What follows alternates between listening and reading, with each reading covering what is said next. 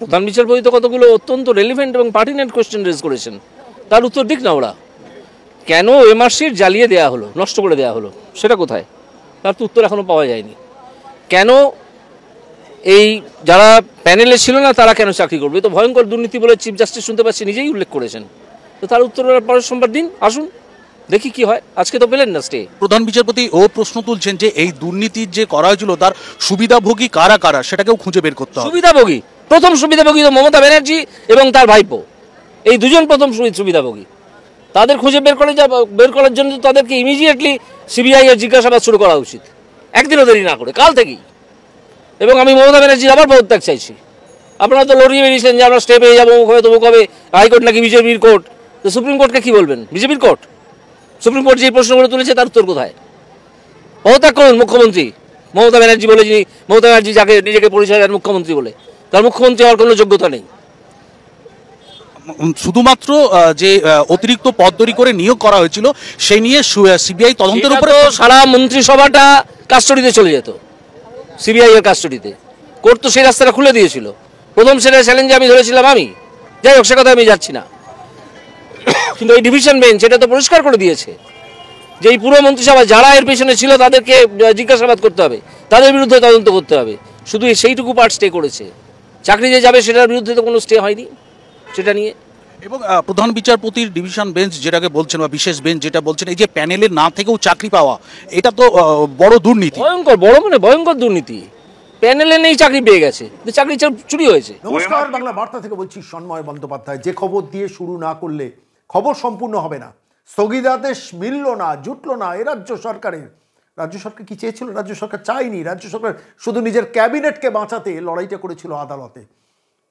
চাকরি প্রার্থী যারা চাকরি হারা হয়েছেন তারা শেষ পর্যন্ত লড়াইটা করেছেন। স্কুল সার্ভিস কমিশন কিছুটা মৃদু হলেও লড়াইটা করেছেন। শেষ পর্যন্ত স্থগিতাদেশ মিলল না এবং সরাসরি একটা টেম্পোরারি স্টে অর্ডার হলো, সেটাও আবার ক্যাবিনেটকে বাঁচানোর জন্য রাজ্য সরকারের আইনজীবীরা লড়লেন। সামনের সোমবার পর্যন্ত সিবিআই হাত বাড়াতে পারবে না নবান্নের 14 তলার দিকে। কিন্তু যা ঘটনা, যা এভিডেন্স, যা কলকাতা হাইকোর্টে জাস্টিস দেবাংশু বসাকে রায় দিয়েছেন, তাতে রাজ্যের মুখ্যমন্ত্রীর জেলে যাওয়াটা ছিল সময়ের অপেক্ষা। সেটা কবে হবে জানি না, সেদিকে তো আমাদের নজর থাকবে। কিন্তু আমাদের নজর আজকে বিশ্বাস করুন ঘোরাতে হবে অন্যদিকে। তার আগে জাস্টিস প্রাক্তন বিচারপতি অভিজিৎ গাঙ্গুলির বক্তব্য আপনাদের শোনালাম। তিনি খুল্লাম সবটা এক্সপোজ করলেন। আমরা এটা নিয়ে আরও প্রতিবেদন করব নতুন বাংলায়, সে নিয়েও কথা বলেছি। কিন্তু আজকে আমাদের নজর ঘোরাতে হবে খুব বড় একটা খবরে। চীনা চিহ্নিত মার্কিন অস্ত্র, চেক অস্ত্র পাওয়া গেছে শেখ শাহজাহানের ডেরায়। এবং সেই ডেরায় যে অস্ত্রগুলো পাওয়া গেছে সেই অস্ত্রগুলো টাকা কোথা থেকে আসতো? ভেড়ি থেকে টাকা আসতো, জমি থেকে টাকা আসতো, জোর করে দখল করে নেওয়া ভেড়ি, সেখান থেকে টাকা আসতো। এবং সেই টাকা শেষ পর্যন্ত গিয়ে পৌঁছতো অন্য কোথাও নয়, সেই টাকা শেষ পর্যন্ত গিয়ে পৌঁছতো 3 মন্ত্রীর কাছে। এবং সেই 3 মন্ত্রীর নাম পর্যন্ত ইডি চিহ্নিত করে নিয়েছেন। এদিন আদালতে সেটা পেশ করেছেন। বলেছেন একে জামিন দিলে সর্বনাশ হয়ে যাবে, ক্ষতি হয়ে যাবে। ইডি জামিনের তীব্র বিরোধিতা করে বলেছেন আমাদের অনেক তথ্য আমাদের হাতে এসে গেছে। 3জন আইনজীবী, 3জন মন্ত্রীর কথা বলছেন। একজন মন্ত্রী জেলে আছেন জানেন, একজন মন্ত্রী আবার সংসদীয় নির্বাচনে দাঁড়িয়েছেন, লড়ছেন। আরও একজন মন্ত্রী ওই উত্তর 24 পরগনা জেলার শেখ শাহজাহান টাকা তার কাছে পৌঁছতো। কীভাবে টাকা উঠতো ইডি কিছুটা ক্লুও দিয়ে দিয়েছে, সেটাও আমরা প্রতিবেদনে শুনলাম। সেটা সরাসরি আদালতে তারা বলেওছেন বিভিন্ন সরকারি প্রকল্প, এবং সেই সরকারি প্রকল্পগুলোতে আনঅথরাইজড অর্থাৎ যেটা সরকারি নিয়মকে ভায়োলেট করে তাকে সুযোগ সুবিধাগুলো পাইয়ে দেওয়া হতো। ধরুন একটা আমি বলছি, কোনো একটা ফেরি সার্ভিস, সেই ফেরি সার্ভিস কন্ট্রোলটা তার হাতে থাকবে। কোনো রেশনের ডিলারশিপ, সমস্তটা তার কন্ট্রোলে থাকবে। সমস্ত নিয়মকানুনকে বৃদ্ধাঙ্গুষ্ঠ দিকিয়ে তাকে পাইয়ে দেওয়া হতো, অর্থাৎ শেখ শাহজাহানকে বাহিনীকে পাইয়ে দেওয়া হতো। তার বিনিময়ে যে টাকাটা তুলতেন সেই টাকাটা শেষ পর্যন্ত 3 মন্ত্রীর কাছে যেত, এবং সেই টাকাটা 3 মন্ত্রীর মারফত পৌঁছে যেত সর্বোচ্চ মহলে। তাই আমরা তো বলতে শুনেছি কি করেছে শাহজাহান। আপনারা শুনেছেন সবাই, অভিষেক বন্দ্যোপাধ্যায় বলেছেন কি করেছেন শাহজাহান। আমি তো সেদিনকে শাহজাহানকে দেখিনি।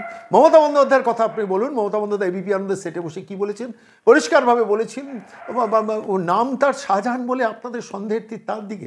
অর্থাৎ শাহজাহানের প্রোটেক্টর ছিলেন মমতা বন্দ্যোপাধ্যায়, অভিষেক বন্দ্যোপাধ্যায়, আর এই 3 মন্ত্রী টাকাটা তুলতেন। এবার লিঙ্কটা আপনারা বুঝে নিন, আমি নতুন করে বলার অপেক্ষা রাখে না। 3 মন্ত্রী টাকাটা তুলতেন, শেখ শাহজাহান বিভিন্ন সরকারি প্রকল্প থেকে টাকা বার করে নিতেন, জোর করে গরিব মানুষের ভেড়ি, জলাশয় সমস্ত থেকে টাকা আহরণ করতেন, এবং সেটা বিদেশ থেকে অস্ত্র আমদানি করার ক্ষেত্রে টাকাটাকে কাজে লাগাতেন। আবার সেই চোরাচালানি সেই অস্ত্র হয়তো কোথাও বিক্রি করতেন। এই যে এন্টার সার্কিট, এই সার্কিটের মধ্যে ছিলেন 3 মন্ত্রী। ভাবতে পারেন আমি বলছি না, আমাদের সন্দেহ বহুদিন ধরে ছিল, 3 মন্ত্রীকে সন্দেহের তালিকায় আমরাও রেখেছিলাম, কিন্তু কোনোদিন সেটা নিয়ে প্রতিবেদনে কোনো কথা বলিনি। শেখ শাহজাহানের এই অর্থ সাম্রাজ্যের কয়েক হাজার কোটি টাকার তার সাম্রাজ্য, কয়েকদিন আগে আপনি গতকালই আমি সম্ভবত আপনাদের কাছে শুনেছিলাম, বলছেন যে 30 লাখ টাকা 1 মিনিটে ট্রান্সফার করছেন। কোনো একজনের ভেড়ি নেবেন, তার ভেড়ির দাম হয়তো 3 কোটি টাকা, 30 লাখ টাকায় ডিল করে বলেন আমি এক্ষুনি টাকা দিয়ে দেবো, 1 মিনিটের মধ্যে তাকে 30 লাখ টাকা দিয়ে দিন। দোকানে গিয়ে আমি আপনি যখন 30 টাকা যেভাবে দিই, তিনি 30 লাখ টাকা সেভাবে ট্রানজ্যাকশন করতেন। টাকাটা আসতো কোথা থেকে? টাকাটা কোথা থেকে আসতো নতুন করে বলার অপেক্ষা না, সার্কিটটা তো আপনাকে বুঝিয়ে দিলাম। জ্যোতিপ্রিয় মল্লিক অন্যতম মন্ত্রী, তিনি 10,000 কোটি টাকা দুবাইয়ে পাঠিয়েছেন এই এই এই এই এই রেশন দুর্নীতির মধ্যে। আর এই রেশন দুর্নীতির মধ্যেও শেখ শাহজাহানের সংযোগ পেয়ে গেছেন।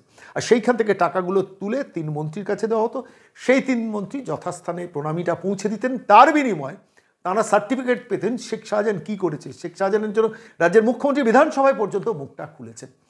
ভাবতে পারেন আমরা কোন সাম্রাজ্যে বসবাস করছি। আমি আজকের এই প্রতিবেদনে এই বিষয়টা নিয়ে এলাম এই কারণে যে ইডি কিন্তু খুব ইন্টারেস্টিং একটা রিভিলিউশন করেছেন। সেটা হচ্ছে 3 জন মন্ত্রীর কথা। সেই কে মন্ত্রী সে নামগুলো প্রকাশ্যে তারা বলেননি, আদালতকে বলেছেন আপনারা এই প্যারাগুলো একটুখানি পড়ে নিন। স্বাভাবিকভাবে সিক্রেসির জন্য, তদন্তের সিক্রেসির জন্য সেই প্যারাগুলো আদালত পড়েছে এবং যথারীতি শেখ শাহজাহানের তো জামিন হওয়ার কথা নেই, শেষ পর্যন্ত জামিনটা হয়ওনি। এদিকে একজন ভাই শেখ শাহজাহান কিন্তু পালিয়ে বেড়াচ্ছেন, সম্ভবত তার নাম হচ্ছে শেখ সিরাজউদ্দিন, পলাতক। তিনি এক ডাক্তারের আশ্রয়ে আছেন। ইডি সেই খবরটা পর্যন্ত বার করে নিয়েছে। দিদার বক্স মোল্লা, আলমগীর, তারা কিন্তু জেলের মধ্যে রয়েছেন। আর আরেকটা ইন্টারেস্টিং খবর আমার মনে হলো বাংলা বার্তা দর্শকদের দেওয়া দরকার। সেটা হচ্ছে এই যে ক্লুগুলো সিবিআই পাচ্ছে, কোথা থেকে কোথায় অস্ত্র লোকানো হচ্ছে, কোথায় অর্থ লোকানো হচ্ছে, কোন কোন প্রপার্টিগুলোকে নেওয়া হয়েছে। যেমন গতকাল আমরা বলেছিলাম যে শ্মশান পর্যন্ত লোপাট করে দিয়েছে, খাল লোপাট করে দিয়েছে, জমিকে ভেড়িতে পরিণত করেছে, ভেড়ি লুট করে দিয়েছে, 1000 বিঘের ওপর ভেড়ির মালিক হয়ে গেছে। এই যে এন্টায়ার অপারেশনস যেগুলো করেছেন, এর ইনফরমেশনসগুলো এখন সিবিআইডি কোথা থেকে পাচ্ছে, এটা কিন্তু আমার একটা কৌতূহল ছিল। বাংলা বার্তার দর্শকদের জন্য বারবার কৌতূহল নিরসন করার চেষ্টা করি। করতে গিয়ে সেটা দেখলাম যে ইডি কিংবা সিবিআই যে সোর্সগুলোকে অ্যাপ্লাই করছে সেটা হচ্ছে, ধরুন আমি বলছি, আমি জানি না, আলমগীর সিরাজউদ্দিন তো ভাই পলাতক, কিন্তু আলমগীর তো এখন জেলের মধ্যে। ফলে সেই আলমগীর কিংবা এই দিদার বক্স মোল্লা, এদের হয়তো কাউকে বলা যায় না, সিবিআই ইডি বলতে পারে যে আপনাকে আমরা রাজসাক্ষী করতে পারি। আর এই রাজসাক্ষী করতে পারি এই লোভেই শেষ পর্যন্ত হয়তো তারা ক্লুগুলোকে বলে দিচ্ছে, আপনারা অমুক জায়গায় যান, অমুকের বাড়ি যান, অমুকের বাড়িতে গেলে সেইখানে কিছু জিনিসপত্র লুকোনো আছে, এবং সেই সূত্র ধরে সিবিআই ইডি যাচ্ছে। আমি এই এন্টায়ার এপিসোডটা নিয়ে পড়াশোনা করতে করতে একটা কথা ভাবছিলাম, যে নিশ্চিতভাবে আপনারাও ভাবছেন এটা নিয়ে। সেটা হচ্ছে 5ই জানুয়ারি যেদিন ইডি শেখ শাহজাহানের বাড়িতে গিয়েছিল এবং মার খেলো, সেই মারটা টিভির ক্যামেরায় আমরা দেখলাম। যদি টিভির ক্যামেরায় না দেখতাম, মমতা বন্দ্যোপাধ্যায় বলতেন ওটা মিথ্যা কথা, কেউ মারেনি। মার খাওয়ার পর, টিভির ক্যামেরা ভাঙচুর হওয়ার পর, একাধিক ইলেকট্রনিক্স মাধ্যম আক্রান্ত হওয়ার পর, এবং শেষ পর্যন্ত সেই ঘটনাটা নিয়ে তোলপাড় হওয়ার পর, এবং সেই ঘটনা নিয়ে শেষ পর্যন্ত আদালতে যাওয়ার পর, আদালত যদি সিবিআইকে ইনভেস্টিগেশনের জন্য নির্দেশ না দিতেন, তাহলে আজকে কি আমরা কেউ জানতে পারতাম রাত 2টোর সময় আলাঘরে বাইরে পুলিশ পাহারা দিত, রাজীব কুমার, সুপ্রতিম সরকারদের পুলিশ পাহারা দিত, আর বাড়ির সুন্দরী বউদের নিয়ে গিয়ে সেখানে পিঠে বানানোর ব্যাপার তৈরি করানো হতো? আমরা কেউ জানতে পারতাম বলুন তো যে 1000 বিঘের ওপর জমি শেখ শাহজাহান নিয়েছেন? আমরা কেউ জানতে পারতাম শেখ শাহজাহানের সম্পত্তির মধ্যে, অস্ত্রভাণ্ডারের মধ্যে চীনা চিহ্নিতকরণ রয়েছে, চীনা মার্কিং রয়েছে, এবং তাতে মার্কিন মুলুক এবং চেক রিপাবলিকের সেখানকার অস্ত্রগুলো সেখানে সম্ভার সাহিত্য রয়েছে? আমরা কেউ জানতে পারতাম? মমতা বন্দ্যোপাধ্যায় এটাকেই সাপ্রেস করে রেখেছে, লুকিয়ে রেখেছে।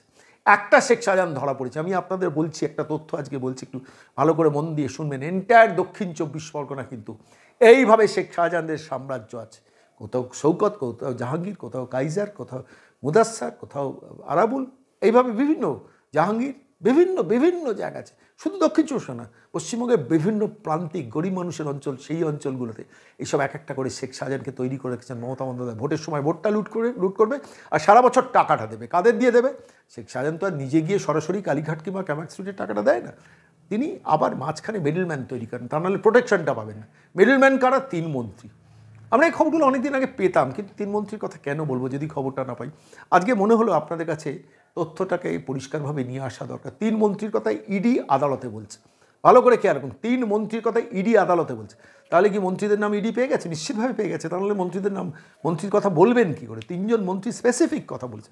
একজন মন্ত্রী জেলে, একজন মন্ত্রী সংসদীয় নির্বাচন লড়ছে উত্তর 24 পরগনা, আরেকজন মন্ত্রী উত্তর 24 পরগনা আছে। কে সেই মন্ত্রী? খোঁজ তো থাকবেই, কিছুদিনের মধ্যে আমরা জানতে পারবো, এবং শেষ পর্যন্ত তারাও জালে বা জেলে যাবেন, সেই রকম একটা পরিস্থিতি তৈরি হয়েছে। আর সেই পরিস্থিতি দাঁড়িয়ে বারবার ভাবছি, বিশ্বাস করুন, সাধারণ মানুষের অর্থ তো যে টাকাটা ধরুন শেখ শাহজাহান তুলছেন, সে টাকা তো এই সরকারি প্রকল্প, ইডি সেটা একদম কোর্টে বলেছি, বিভিন্ন সরকারি প্রকল্প যে টাকা টেন্ডার হওয়া উচিত হয়তো 10 লাখ টাকা, সেই টাকা টেন্ডার হচ্ছে হয়তো 2 লাখ টাকা, যে টাকা টেন্ডার হওয়া উচিত হয়তো 50 লাখ টাকা, সে কাজের টেন্ডার হচ্ছে তো 5 লাখ টাকা। সে ভেড়ি ছেড়ে দিন, সেটা প্রধানমন্ত্রী আবাস যোজনা, শৌচালয় নির্মাণ, রেশন দুর্নীতি, সরকারি বিভিন্ন প্রকল্প, কেন্দ্রীয় সরকারি প্রকল্প, রাজ্য সরকারি প্রকল্প, তার একটা ফান্ডিং চলে যাচ্ছে থ্রু এই শেখ শাহজাহানদের দিয়ে মন্ত্রী ভায়া কালীঘাট কিংবা ক্যামেক স্ট্রিট। এইটা হচ্ছে একটা প্যারালাল ইকোনমি। মমতা বন্দ্যোপাধ্যায় এই ইকোনমিটাকে প্রমোট করেছেন বলে আজকে বাংলায় 5.5 লক্ষ সরকারি পদ অবলুপ্ত। মমতা বন্দ্যোপাধ্যায় এটা প্রমোট করেছেন বলে 1,59,000 সিভিক ভলেন্টিয়ারের জীবন বিপন্ন। মমতা বন্দ্যোপাধ্যায় এটা প্রমোট করেছেন বলে কন্ট্রাকচুয়াল কর্মী যারা বিভিন্ন পুরসভা, পঞ্চায়েত, জেলা পরিষদ, গ্রাম পঞ্চায়েত কিংবা সরকারি অফিসগুলোতে চাকরি করেন, সেই কন্ট্রাকচুয়াল কর্মীরা জীবনে আর কোনো দিন পার্মানেন্ট হতে পারবেন না। ফলত আলটিমেটলি বাংলায় শ্রীবৃদ্ধি হবে শেখ শাহজাহানদের। শেখ শাহজাহানকে কিন্তু একদম ঘেঁটিটা ধরেছে ইডি, এবং শেষ পর্যন্ত সেখান থেকেই বেরিয়ে এসছে 3 মন্ত্রীর নাম, এবং সেই 3 মন্ত্রীর মারফতে টাকাটা কোথায় পৌঁছতো আর বলার অপেক্ষা রাখে না, এতক্ষণে আপনারা বুঝেছেন। আর আমরা এই বিষয়টা নিয়ে ব্যাখ্যা চেয়েছিলাম দীপাঞ্জন বাবু, তিনি এটা নিয়ে রীতিমতো গবেষণা করেন মুম্বাই থেকে বসে, প্রত্যেকটা তথ্য ধরে গবেষণা করে আপডেট শুধু বাংলা বার্তা দর্শকদের জন্য প্রতিদিন রাখেন। আজকেও রেখেছেন, কি বললেন শুনুন। দেখুন, একজন মন্ত্রী যতটুকু জানি সম্ভবত ওই আলু মল্লিক না কালু মল্লিকই একটা আছে, যে এখন জেলখানায় গড়াগড়ি খাচ্ছে। বাকি দুজনের সম্পর্কে আমার সূত্র থেকে আমি যা খবর পেয়েছি, দুজনেই উত্তর 24 পরগনার অত্যন্ত প্রভাবশালী এবং কালীঘাটের আলী পিসি, আলী ভাইপোর অতি ঘনিষ্ঠ। একজন তো শুনেছি খুব বিখ্যাত, কি সব পুজো টুজো করেন, আরেকজন সে নাটকের জন্য নাকি সব বিখ্যাত, সিনেমাও করেন। এখন দেখুন, ব্যাপারটা হচ্ছে, এটা তো পরিষ্কারভাবে তৃণমূলের সাংসদ দোলা সেন তো বলেছিল, এবং একটা ভিডিও তো ইউটিউবেও আছে, সবার কাছে, সব চ্যানেলে আছে, আমি শিওর আপনার কাছেও আছে, যেখানে পরিষ্কার দলীয় সভায় বলেছিল একা একা খাবেন না, 25% নিজের জন্য রেখে 75% হেড অফিসে পাঠান।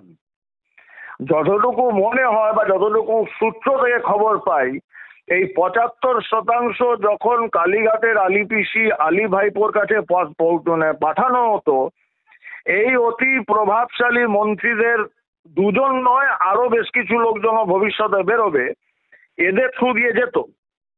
তাহলে হিসাবে করে বলতে হয় প্রতি 100 কোটি, আমি 100 কোটি নিচে যাচ্ছি না, বাংলার মানুষের জানা উচিত এবং এগুলো প্রকাশ পাবেই, যে প্রতি 100 কোটির মধ্যে যদি 25 কোটি শেখ শাহজাহান নিজের কাছে রাখে, বাকি 75 কোটি ওই কালীঘাটের আলী পিসি, আলী ভাইপোর টালির চালায় পৌঁছানোর আগে এই যে মন্ত্রীদের কথা বলছিলাম, এদের কাছেও নিশ্চয়ই প্রতি 100 কোটির মধ্যে 15-20 কোটি টাকা করে যায়।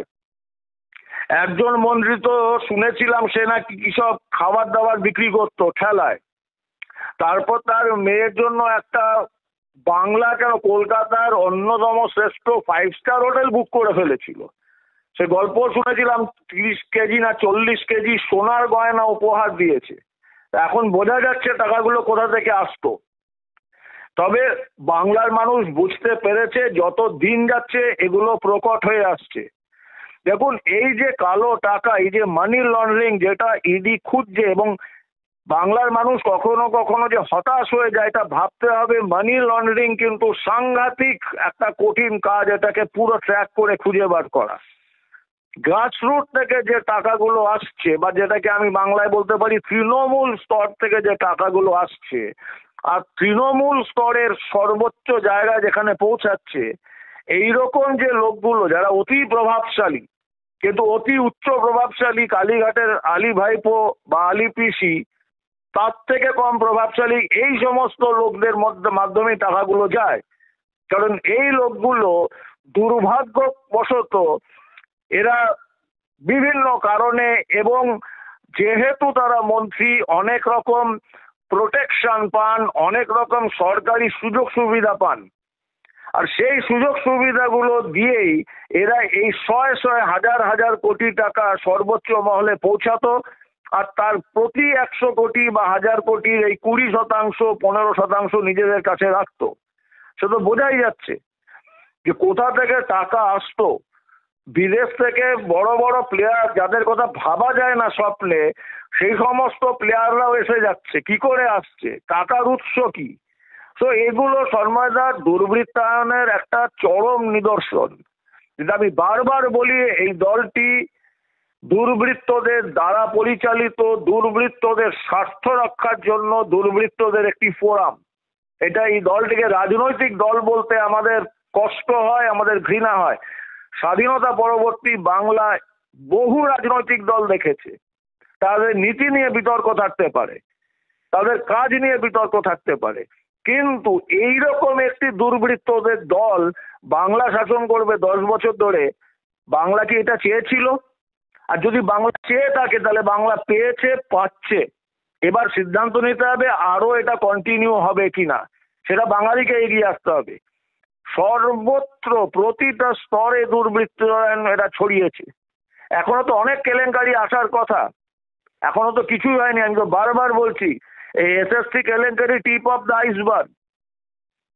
প্রাথমিক রেশন পুরো এগুলো আসতে দিন, তারপর দেখবেন এই খেলা কোথায় জমে যায়। বাঙালি ভাবতে পারবে না স্বপ্নে যে বাংলা এত সম্পদশালী, যেখান থেকে হাজার হাজার কোটি টাকা, আমি বলেছিলাম একদিন যে প্রায় 80,000 থেকে 1 লক্ষ কোটি টাকা দুর্নীতি হয়েছে এই 10 বছরে, সেটা বাংলা দেখতে পাবে। এখন তো সবে শুরু।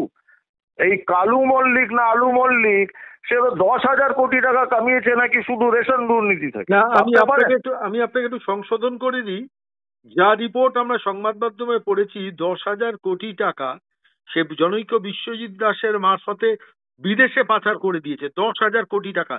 বালু মল্লিক, জ্যোতিপ্রিয় মল্লিক, নাম ধরেই বলছি কেন, সেটা রিপোর্ট সংবাদ মাধ্যমে বেরিয়েছিল এবং সেই পেপার ইডির খাতে এসে গেছে। যে জ্যোতিপ্রিয় মল্লিককে রাজ্যের মুখ্যমন্ত্রী ডিফেন্ড করেছিলেন, আমি বিশ্বাস করি না জ্যোতিপ্রিয় সব করেছে, সেই জ্যোতিপ্রিয় কিন্তু এই সার্কিটের 3 জন মন্ত্রীর একজন। এটা প্রমাণিত সত্য, এটা বলার অপেক্ষা রাখে না। কেন, বেসিক্যালি রেশন দুর্নীতির মাস্টার মাইন্ড ছিলেন এই জ্যোতিপ্রিয় মল্লিক, এবং শাহজাহান হচ্ছে সেই রেশন দুর্নীতির একটা পার্ট অ্যান্ড পার্সেল। এবং ঘটনা হচ্ছে এই উত্তর 24 পরগনার মেন ব্রেন ছিলেন, মানে আমি বলছি জ্যোতিপ্রিয় মল্লিক, তার আন্ডারে এরা সব অপারেটর ছিল। এখন দুর্ভাগ্যজনকভাবে দীপাঞ্জন, আমি আপনাকে অ্যাড করি, সেটা হচ্ছে এই সার্কিটটা আগে, আমি কোনো নামে যাচ্ছি না, আমি যতটা খুঁজে বার করছি, আইডেন্টিফাই করছি, এই সার্কিটের মধ্যে মানে যে 3 জনের মধ্যে একজন তো জ্যোতিপ্রিয় মল্লিক দিদির লোক ছিল, বাকি 2 জন মন্ত্রী কিন্তু একদম ভাইপোর লোক। যা আমি সোর্সের মারফতে সমস্ত খবর সংগ্রহ করছি, একদম ভাইপোর লোক। কেউ নাটক করেন, কেউ পুজো করেন, সেটা অন্য কথা, সেটা তাদের ব্যক্তি জীবন, আমি কথা বলতে চাই না। কিন্তু প্রশ্নটা হচ্ছে, দেখুন, দিনের পর দিন মামাটি মানুষের নাম করে ভরছে। শেষ পর্যন্ত শাহজাহানকে আমরা আবিষ্কার করলাম কখন? যখন ইডির মাথায় বাড়ি পড়লো 5 তারিখ সকালবেলা। আর যদি বাড়িটা না পড়তো, যদি ইডি মান না খেত, আমরা চিনতে পারতাম যে এই অপারেশন চলেছে। চীনা অস্ত্র, চেক অস্ত্র, মার্কিন অস্ত্র, এবং রাত্রিবেলা রাত 2টোয় পিঠে তৈরি করা।